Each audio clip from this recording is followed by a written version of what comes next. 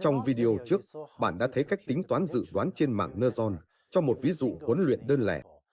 Trong video này, bạn sẽ thấy cách vector hóa qua nhiều ví dụ huấn luyện và kết quả sẽ khá giống với những gì bạn đã thấy trong hồi quy logistics. Bằng cách xếp chồng các ví dụ huấn luyện khác nhau trong các cột khác nhau của một ma trận, bạn sẽ có thể lấy các phương trình bạn có từ video trước và với rất ít sửa đổi, thay đổi chúng để làm cho mạng Neutron tính toán đầu ra trên tất cả các ví dụ gần như cùng một lúc. Vì vậy, hãy xem chi tiết về cách thực hiện điều đó. Đây là 4 phương trình chúng ta có từ video trước về cách bạn tính Z1, A1, Z2 và A2. Và chúng cho bạn biết, cho một vector đặc trưng đầu vào X, bạn có thể sử dụng chúng để tạo ra A2 bằng y mũ cho một ví dụ huấn luyện đơn lẻ.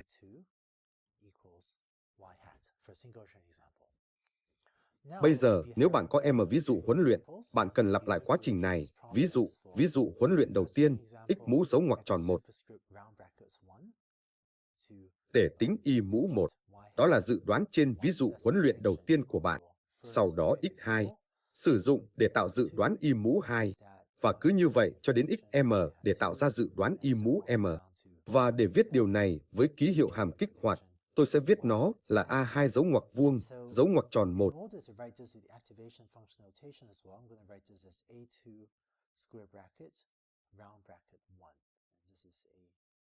22 và A2M.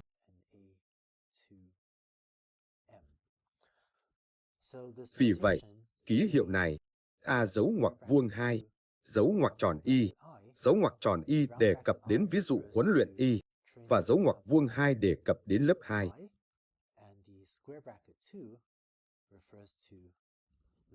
Được chứ? Vì vậy, đó là cách các chỉ số dấu ngoặc vuông và dấu ngoặc tròn hoạt động. Và điều này cho thấy rằng, nếu bạn có một triển khai không được vector hóa và muốn tính toán các dự đoán cho tất cả các ví dụ huấn luyện của bạn, bạn cần thực hiện cho y bằng 1 đến m. Sau đó về cơ bản thực hiện 4 phương trình này, phải không?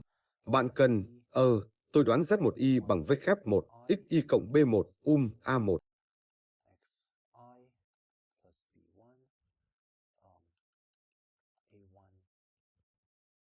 Y bằng sức mốt của Z1y, Z2y bằng v kép 2A1y cộng B2 và A2y bằng sức mốt của Z2.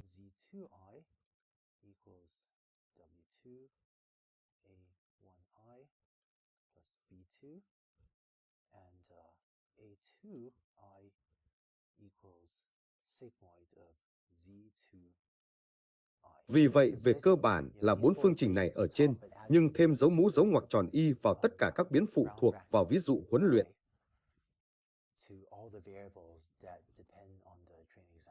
Vì vậy, thêm dấu mũ dấu ngoặc tròn y vào x, z và a, nếu bạn muốn tính toán tất cả các đầu ra trên m ví dụ huấn luyện của bạn. Những gì chúng tôi muốn làm là vector hóa toàn bộ phép tính này để loại bỏ vòng lặp for này. Và nhân tiện, trong trường hợp có vẻ như tôi đang nhận được rất nhiều đại số tuyến tính tỉ mỉ, hóa ra việc có thể thực hiện chính xác điều này là quan trọng trong lối học sâu. Và chúng tôi thực sự đã chọn ký hiệu rất cẩn thận cho lớp học này để làm cho các bước vector hóa này dễ dàng nhất có thể. Vì vậy, tôi hy vọng rằng việc trải qua sự tỉ mỉ này sẽ thực sự giúp bạn nhanh chóng có được việc thực hiện chính xác các thuật toán này. Được rồi, vì vậy hãy để tôi sao chép toàn bộ khối mã này sang slide tiếp theo, và sau đó chúng ta sẽ xem cách vector hóa điều này. Vì vậy, đây là những gì chúng ta có từ slide trước với vòng lặp for đi qua tất cả m mẫu huấn luyện. Vì vậy, hãy nhớ lại rằng, chúng ta đã định nghĩa ma trận X bằng các ví dụ huấn luyện của chúng ta được xếp chồng lên nhau trong các cột này như vậy.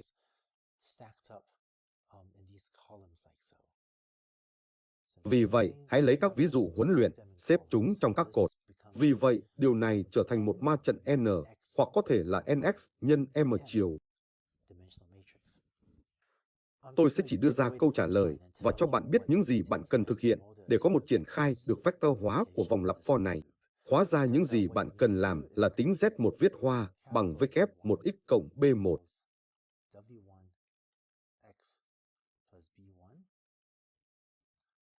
A1 viết hoa bằng sigmoid của Z1, sau đó Z2 viết hoa bằng V kép 2 nhân A1 cộng B2, và sau đó A2 bằng sigmoid của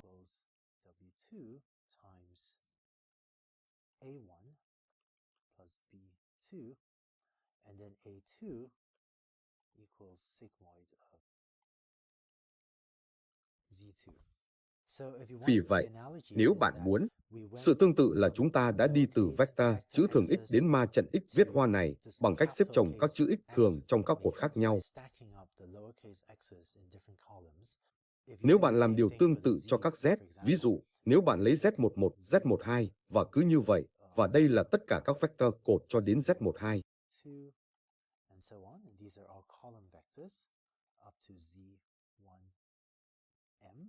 M, phải không? Vì vậy, đó là ở đại lượng đầu tiên này, nhưng tất cả M trong số chúng và xếp chúng trong các cột, thì điều này mang lại cho bạn ma trận Z1. Và tương tự, nếu bạn nhìn vào đại lượng này, bạn có thể A11, A12, và cứ như vậy trong A1M, và xếp chúng lên trong các cột, thì điều này, giống như chúng ta đã đi từ x thường sang x viết hoa, và z thường sang z viết hoa, điều này đi từ A thường, là các vector, đến A1 viết hoa ở kia.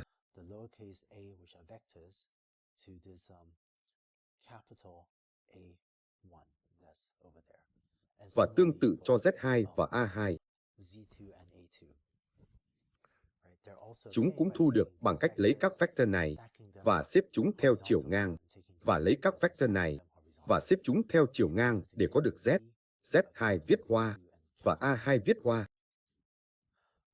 Một thuộc tính khác của ký hiệu này có thể giúp bạn suy nghĩ về nó là các ma trận này, chẳng hạn Z và A, theo chiều ngang. Chúng ta sẽ lập chỉ mục trên các mẫu huấn luyện. Đó là lý do tại sao chỉ số ngang tương ứng với các mẫu huấn luyện khác nhau. Và khi bạn quét từ trái sang phải, bạn đang quét qua tập huấn luyện. Và theo chiều dọc, chỉ số dọc này tương ứng với các nút khác nhau trong mạng neuron. Ví dụ, nút này, giá trị này ở góc trên cùng bên trái của ma trận tương ứng với sự kích hoạt của đơn vị ẩn đầu tiên trên ví dụ huấn luyện đầu tiên.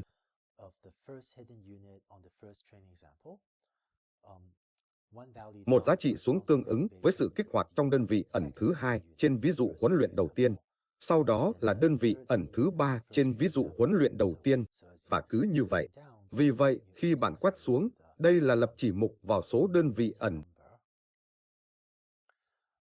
Trong khi đó, nếu bạn di chuyển theo chiều ngang, thì bạn đang đi từ đơn vị ẩn đầu tiên trong ví dụ huấn luyện đầu tiên đến bây giờ là đơn vị ẩn đầu tiên trong ví dụ huấn luyện thứ hai, ví dụ huấn luyện thứ ba, và cứ như vậy cho đến khi nút này ở đây tương ứng với sự kích hoạt của đơn vị ẩn đầu tiên trong ví dụ huấn luyện cuối cùng, trong ví dụ huấn luyện thứ M.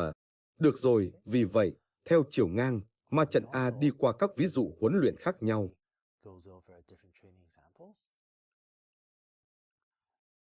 Và theo chiều dọc, các chỉ số khác nhau trong ma trận A tương ứng với các đơn vị ẩn khác nhau.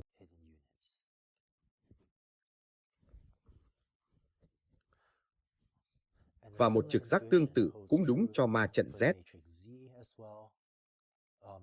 Cũng như đối với X, trong đó theo chiều ngang nó tương ứng với các ví dụ huấn luyện khác nhau, và theo chiều dọc nó tương ứng với các đặc trưng khác nhau, các đặc trưng đầu vào khác nhau.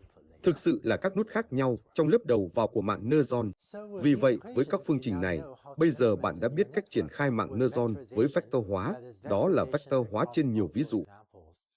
Trong video tiếp theo, tôi muốn cho bạn thấy thêm một chút giải thích về lý do tại sao đây là một triển khai chính xác của loại vector hóa này.